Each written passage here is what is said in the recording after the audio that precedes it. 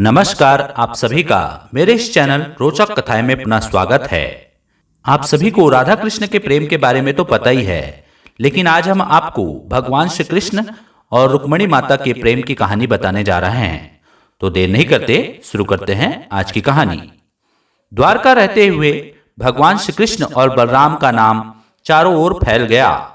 बड़े बड़े नृपति और सत्ताधिकारी भी उनके सामने मस्तक झुकाने लगे, उनके गुणों का गान करने लगे। बलराम के बल वैभव और उनकी ख्याति पर मुग्ध होकर रैवत नामक राजा ने अपनी पुत्री रेवती का विवाह उनके साथ कर दिया। बलराम अवस्था में श्री कृष्ण के बड़े भाई थे, अतः नियमानुसार सर्वप्रथम उन्हीं का विवाह हुआ। उन दिनों विदर्भ देश में भीष्मक नामक एक परम तेजस्वी और सद्गुणी नृपति राज्य करते थे। कुंडिनपुर उनकी राजधानी थी। उनके 5 पुत्र और एक पुत्री थी। उसमें लक्ष्मी के समान ही दिव्य लक्षण थे, अतः लोग उसे लक्ष्मी स्वरूपा कहा करते थे। रुक्मिणी जब विवाह योग्य हो गई तो भीष्मक को उसके विवाह की चिंता हुई। रुक्मिणी के पास जो लोग आते जाते थे वे श्री कृष्ण की प्रशंसा किया करते थे। वे रुक्मिणी से कहा करते थे, श्री कृष्ण अलौकिक पुरुष है। इस समय संपूर्ण विश्व में उनके सदृश अन्य कोई पुरुष नहीं है। भगवान श्री कृष्ण के गुणों और उनकी सुंदरता पर मुग्ध होकर रुक्मिणी ने मन ही मन निश्चय किया कि वह श्री कृष्ण को छोड़कर किसी को भी पति के रूप में वरण नहीं करेगी। उधर भगवान श्री कृष्ण को भी इस बात का पता हो चुका था कि विदर्भ नरेश भीष्मक की पुत्री रुक्मिणी परम रूपवती तो है ही, परम सुलक्षणा भी है। भीष्मक का बड़ा पुत्र रुक्मी भगवान श्री कृष्ण से शत्रुता रखता था। वह बहन रुक्मिणी का विवाह शिशुपाल से करना चाहता था, क्योंकि शिशुपाल भी श्री कृष्ण से द्वेष रखता था। भीष्मक ने अपने बड़े पुत्र की इच्छानुसार रुक्मिणी का विवाह शिशुपाल के साथ ही करने का निश्चय किया। उसने शिशुपाल के पास संदेश भेजकर विवाह की तिथि भी निश्चित कर दी। रुक्मिणी को जब इस बात का पता लगा कि उसका विवाह शिशुपाल के साथ निश्चित हुआ है तो वह बड़ी दुखी हुई। उसने अपना निश्चय प्रकट करने के लिए एक ब्राह्मण को द्वारका कृष्ण के पास भेजा। रुक्मिणी ने श्री कृष्ण के पास संदेश भेजा, हे नंद नंदन, आपको ही पति रूप में वर्ण किया है। मैं आपको छोड़कर किसी अन्य पुरुष के साथ विवाह नहीं कर सकती। मेरे पिता मेरी इच्छा के विरुद्ध मेरा विवाह शिशुपाल के साथ करना चाहते हैं। विवाह की तिथि भी निश्चित हो गई। मेरे कुल की रीति है कि विवाह के पूर्व होने वाली वधू को नगर के बाहर गिरजा का दर्शन करने के लिए जाना पड़ता है। मैं भी विवाह के वस्त्रों में सज धज कर दर्शन करने के लिए गिरजा के मंदिर में जाऊंगी। मैं चाहती हूँ आप गिरजा मंदिर में पहुंचकर मुझे पत्नी रूप में स्वीकार करें। यदि आप नहीं पहुंचेंगे तो मैं अपने प्राण का परित्याग कर दूंगी। रुक्मिणी का संदेश पाकर भगवान श्री कृष्ण रथ पर सवार होकर शीघ्र ही कुंडिनपुर की ओर चल दिए। उन्होंने रुक्मिणी के दूत ब्राह्मण को भी रथ पर बिठा लिया था। श्री कृष्ण के चले जाने पर पूरी घटना बलराम के कानों में पड़ी। वे यह सोचकर चिंतित हो उठे कि श्री कृष्ण अकेले ही कुंडिनपुर गए हैं, अतः वे भी यादवों की सेना के साथ कुंडिनपुर के लिए चल पड़े। उधर भीष्मक ने पहले ही शिशुपाल के पास संदेश भेज दिया था। फलतः शिशुपाल निश्चित तिथि पर बहुत बड़ी बारात लेकर कुंडिनपुर जा पहुंचा। बारात क्या थी, पूरी सेना थी। शिशुपाल की उस बारात में जरासंध, पौंड्रक, साल्व और वक्र नेत्र आदि राजा भी अपनी अपनी सेना के साथ थे। सभी राजा कृष्ण से शत्रुता रखते थे। विवाह का दिन था।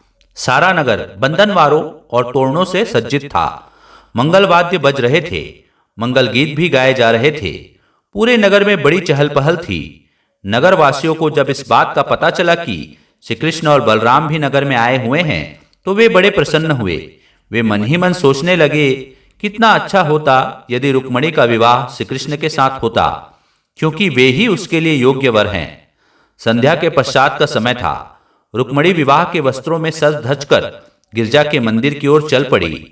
उसके साथ उनकी सहेलियां और बहुत से अंगरक्षक भी थे। वह अत्यधिक उदास और चिंतित थी, क्योंकि जिस ब्राह्मण को उसने श्री कृष्ण के पास भेजा था वह भी लौटकर उसके पास नहीं पहुंचा था। रुक्मिणी ने गिरजा की पूजा करते हुए उनसे प्रार्थना की, हे माँ, तुम सारे जगत की माँ हो, मेरी अभिलाषा पूर्ण करो। मैं श्री कृष्ण को छोड़कर किसी अन्य पुरुष के साथ विवाह नहीं करना चाहती।